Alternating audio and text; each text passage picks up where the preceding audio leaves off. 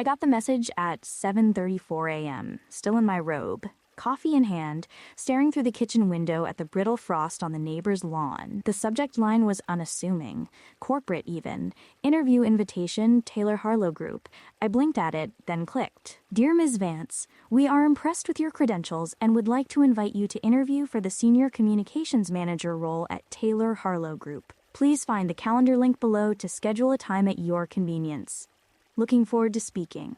No recruiter name, just warm regards, Taylor Harlow HR team. I stared at the screen. My resume wasn't even public.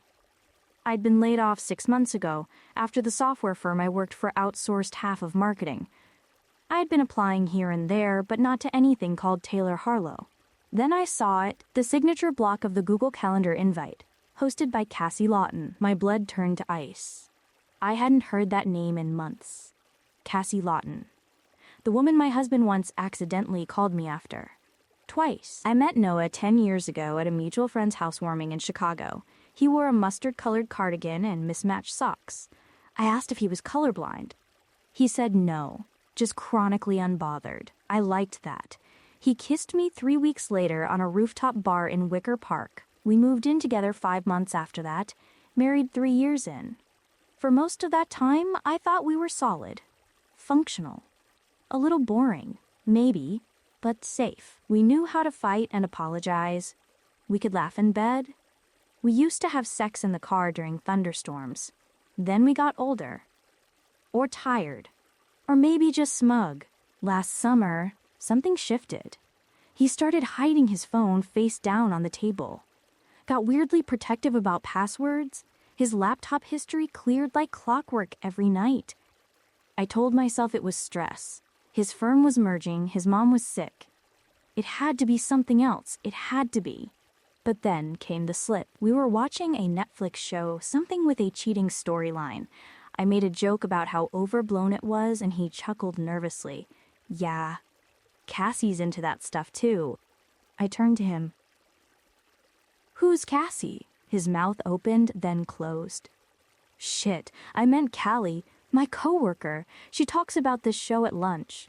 He looked like a man who had just realized his parachute wasn't packed. So now here I was, 6 months later, reading a fake-sounding job interview email from a woman whose name I hadn't heard since that argument.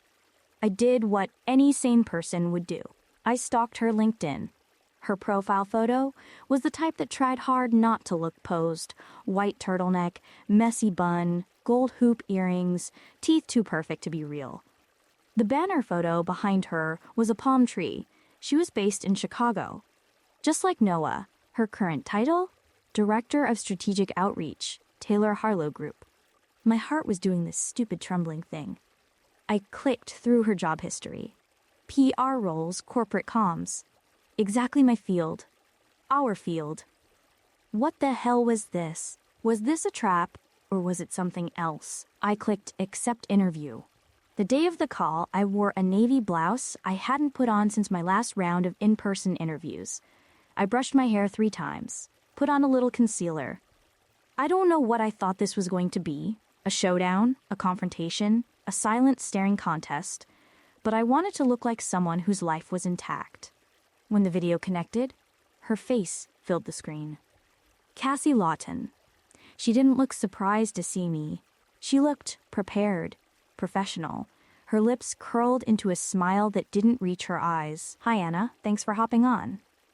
Her voice was soft, smooth, like chamomile tea. I fought the urge to tilt my head, searching for some tell. Thanks for inviting me, I said, careful. She nodded. This'll be brief. We're looking to fill this role within the next few weeks. I reviewed your background, and I think your crisis communications experience is especially relevant. Crisis communications. I almost laughed. We talked for 20 minutes. She asked polished, standard questions. I gave my practice slightly too humble answers. But beneath it all was a current, an undercurrent of something unsaid, like a gas leak you could smell but not locate. When we wrapped, she leaned forward. I'll be in touch soon, she said, her tone suddenly warm. Almost personal. It was interesting seeing you again. seeing me again. I froze. She ended the call. I didn't tell Noah. I didn't tell anyone. Instead, I waited. Every hour that passed with no follow-up email felt like an itch I couldn't scratch.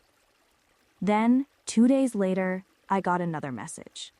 This time, it wasn't from the HR inbox. It was from her personal email. Subject: Are you ready to talk like adults? No greeting. No sign-off. Just an attachment. A screenshot. My husband. Noah. Shirtless, half-lit, asleep in a hotel bed. And in the reflection of the window behind him, blurred but unmistakable, Cassie. Holding the phone. Taking the photo. The email said, "You looked great today, Anna. Let's get lunch. We met at a cafe on West Huron, one of those places with Edison bulbs and reclaimed wood tables and baristas who looked like they'd rather be somewhere else." I was 15 minutes early. Cassie arrived 3 minutes late. She was wearing a gray wool coat belted at the waist, hair tucked into a low knot, sunglasses perched on her head like a crown. She moved like someone who knew exactly how much attention she drew. "Anna," she said, like we were old friends, like we were both in on the same joke. "Cassie," I said, standing. We didn't hug. She ordered a chamomile tea. I got a black coffee, mostly out of spite. For a while, we just sat there, the clinking of cutlery and ambient jazz pushing against the silence between us. Finally, she spoke. "Noah always did like women with edge," she said, stirring her tea, though nothing was in it. "You're sharper than I expected. You're bolder than I expected," I replied. Most mistresses don't schedule interviews with the wife. Her smile was slow, deliberate. Mistress is such a dusty word. I prefer disruptor? My hands tightened around the cup. She leaned in. "I want to be very clear. I didn't ask you here to apologize, or to justify, or explain. I'm not here to win anything." "Then why?" I asked. My voice cracked a little. She looked at me, really looked at me. "Because I ended it, and I thought you should know. I don't know what I expected. Defensiveness, maybe. Cruelty. But what I didn't expect was regret. He was charming at first," she continued. "Thoughtful in a way men are when they're new. But it changed." I said nothing. Cassie went on. "He started comparing us. Your name in my mouth during sex. Your habits. Your patience, which he said I lacked. And then I realized I wasn't the fantasy anymore. I was the knife he used to cut the boredom out of his own life." She paused. "I think you deserve better. But I also think you already knew something was wrong." I did. I had. I just hadn't admitted it out loud. Not until now. "Why the fake job?" I asked. Cassie looked at me like it was obvious. "To get you in a room. Women like you and me, we never talk directly. We go through men. Through Instagram photos, rumors, silence. I wanted to break the loop." "And that photo?" I asked, my voice cold. She didn't blink. "Insurance. I figured if you stormed off, I'd still have a reason to be heard. I'm not proud of it," she added softer, "but I've had worse done to me." She reached into her bag, pulled out a small black folder, and slid it across the table. Inside, screenshots, call logs, voicemails. "I collected everything when I realized what he was," she said. "Use it however you want." I stared at the folder like it was radioactive. "Why now?" I asked. "Because I just turned 33 and finally figured out that love isn't supposed to feel like lying in someone else's bed hoping their wife never finds out." Her voice was steady, but her eyes were glassy. We sat in silence. Then she said something I didn't expect. "You're not the only one he cheated on." After lunch, I walked home instead of taking the train. The folder burned hot under my arm. I didn't look inside again. Not yet. That night, Noah came home smelling like Thai takeout and the faint tang of gin. He kissed my cheek, made a joke about the weather, asked if I wanted to watch something. I said no. He didn't notice the edge in my voice. Or maybe he did, but ignored it. I stared at him while he chewed his dinner, mouth open, eyes flicking between phone and TV. And I thought, how many versions of this man had Cassie seen? And how many had I missed? I didn't confront him that night. I just watched. noticed. Recorded things in my head, because something had shifted, not just in me, between us. At 2:13 a.m., I sat on the kitchen floor in the dark, folder open, one voicemail on loop. Noah, whispering, I hate pretending. I hate going home to her. I wish you were the one I married. The laugh that came out of me wasn't even human. It was feral, wounded, ugly, and freeing. I texted Cassie at 2:26 a.m. I'm in. I didn't sleep after I sent Cassie that text. Just sat there on the kitchen floor, knees pulled up to my chest, the edges of that black folder digging into my thigh like a warning. At 4:12 a.m., she wrote back, I have a plan. It's going to require patience, and you're not going to like all of it. I stared at the words for a long time before replying, tell me everything. The first phase was quiet. Cassie called it planting the bait. We made a burner LinkedIn profile under the name Elise Maddox Senior Marketing Strategist, former Google intern, Columbia alum, the kind of resume that would grab Noah's eye in seconds. I found it disturbingly easy to craft a fake professional woman. Confident, collaborative, self-driven, proficient in all the same lies we tell during job interviews. Cassie created a fake startup, Virelli Consulting. Logo, website, a couple of glowing case studies. She paid a guy on Fiverr to create fake employee LinkedIns. I supplied a stock logo from Canva and used our engagement photo cropped to just his hand on my back for one of the testimonials. Petty, I know. Then we made Elise send Noah a message. Hi Noah, I came across your profile and was really impressed with your transition from law to strategic planning. We're growing fast and would love to bring on someone like you for a short-term advisory project. Let me know if you'd be open to a chat. He responded 27 minutes later. God, I muttered to Cassie over a signal call. He didn't even hesitate. Cassie's voice came through, cold and flat. Of course not. Men like Noah don't say no to a shiny door they think only they've been invited to walk through. He hasn't even told me he's looking, because he's not. He's just greedy. We arranged a fake Zoom meeting with Elise. Cassie used a deepfake software to animate a muted video of an actress we found on a tech commercial. Elise smiled, nodded, and typed in the chat while Cassie narrated behind the scenes. Noah bought it. Every word. He was even flattered. At one point, I watched him from the hallway as he sat at his desk in our home office, talking excitedly to this made-up woman about pivot models and scalable vision. He didn't know I was listening. I recorded the whole thing on my phone. He said it was just a side thing. A cool opportunity. Said it like he wasn't already walking into a trap. Phase 2, Cassie said later that night, is where it gets murky. How murky? I asked. Murky like? You might hate me when it's over. She paused, then added, but you'll also know who he really is. The idea was simple. Gutting. Make him fall for Elise. Not sexually, not explicitly, emotionally, intellectually.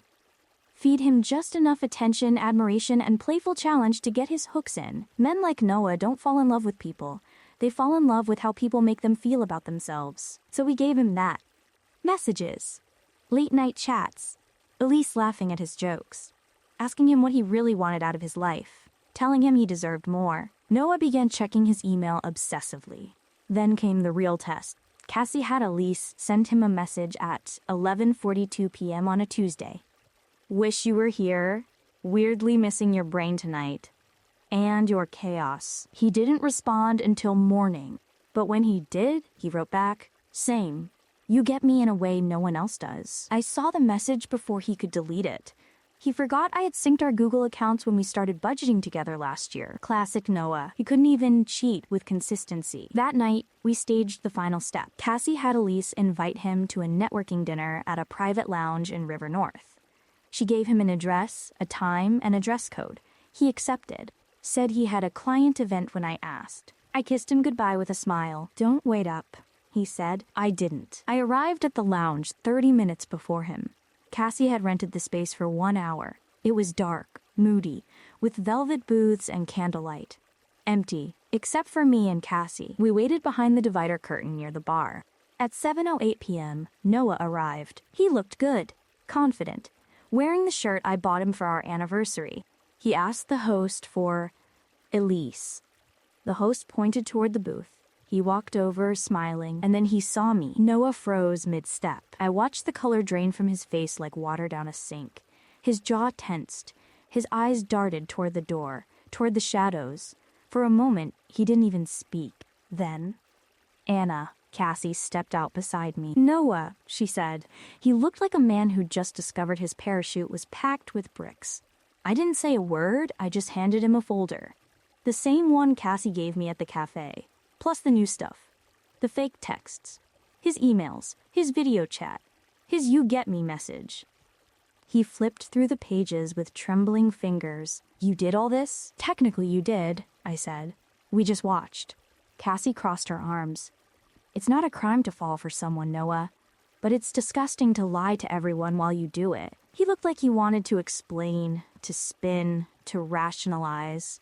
But there was too much evidence, too many truths already named. So he just said, "This isn't fair." "No," I said, "but it's accurate." We left him there, sitting alone in a booth built for two, with his betrayal printed in high resolution. Later, Cassie and I got fries and milkshakes at a 24-hour diner.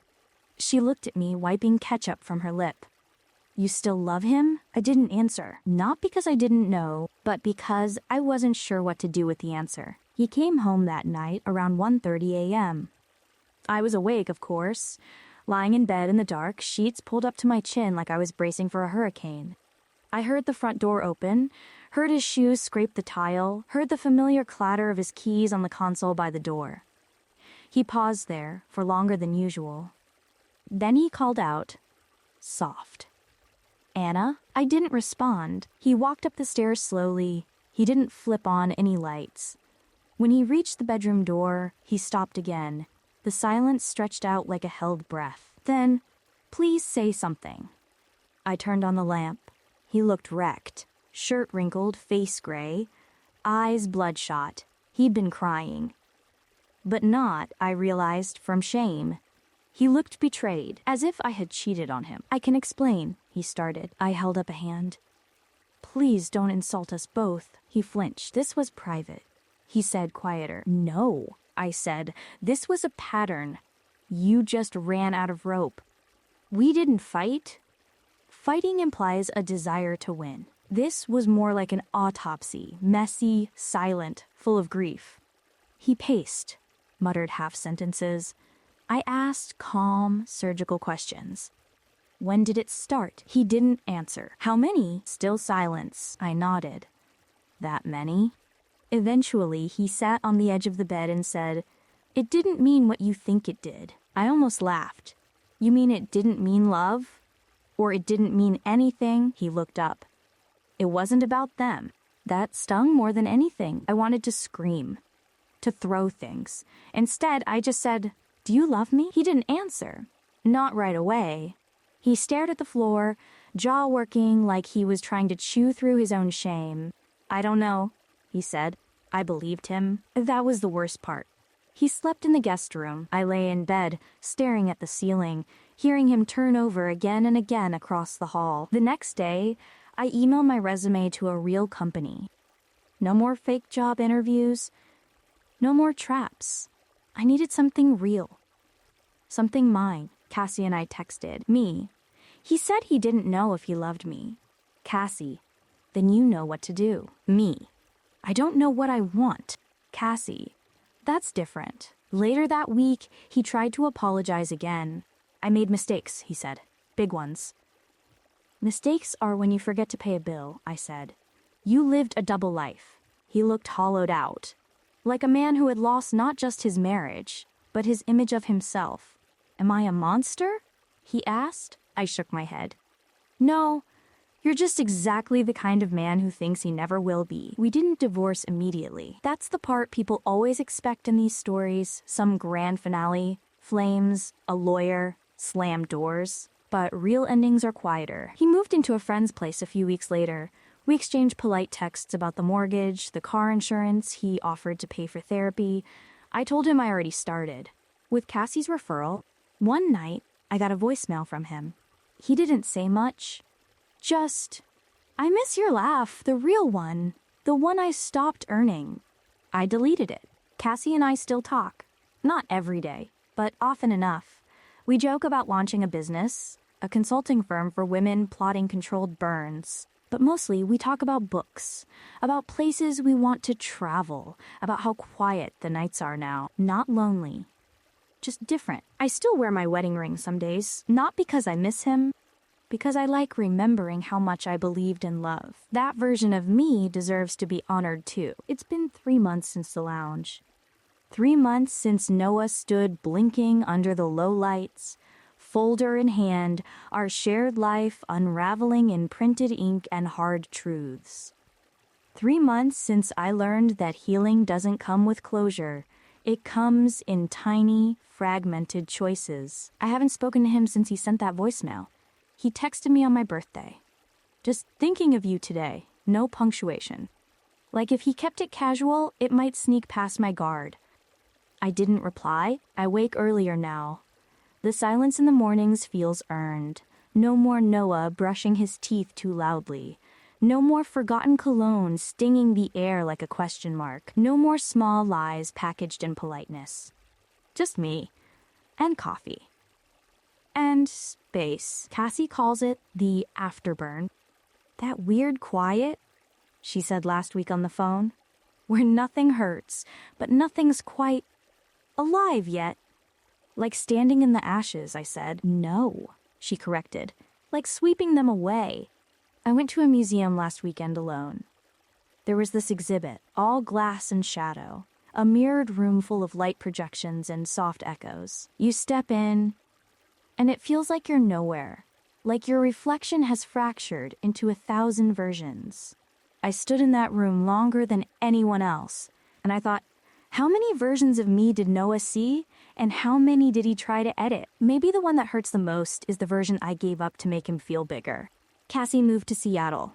New job, new apartment, new city. She sent me a photo from her balcony fog, mountains, the kind of quiet that hums. You'd like it here, she wrote. No one knows me. It's delicious. I was surprised to feel proud of her. She's the reason I cracked the illusion. She broke something open that needed to be exposed. But there's no sisterhood in shared pain unless it becomes something else. We made it something else. One night, I got an email from Elise Maddox. No message, just a link. It was a private folder on Google Drive. Inside, a single video. Noah, alone in his car, filming himself. Time-stamped 2 days after I left. I keep thinking about that time we got caught in the rain on Lakeshore Drive. He says, eyes red, voice cracking. You were mad we forgot the umbrella, but then you laughed, remember? We ran like idiots. You pulled off your heels. I've never loved anyone more than I did in that exact moment. I think that's the version of you I'm always chasing. And I think that's the version of me I lost. He sighs. I'm sorry. He ends the recording. The screen goes black. I didn't respond, but I didn't delete it either. Maybe some memories deserve to live, even if the people who created them no longer fit. I met someone last week. Not a date, just someone. He held the door open for me at the grocery store, joked about how loud the intercom was. We talked for a few minutes about peanut butter brands. It was nothing. And yet, I thought about him after. His name was Drew. I liked the way he didn't try to make me laugh. He just listened. Unpolished, present. It made me wonder if peace can feel like a whisper instead of a rush. Sometimes I still dream about Noah, but not as my husband. As a man sitting across a divide he doesn't know how to cross. In the dream, I reach out to him, and then I pull my hand back. Not out of anger, out of mercy. Here's the truth. I didn't burn down my life. I walked out of a house that was already on fire, and I didn't look back. Echoes remain. What would you have done?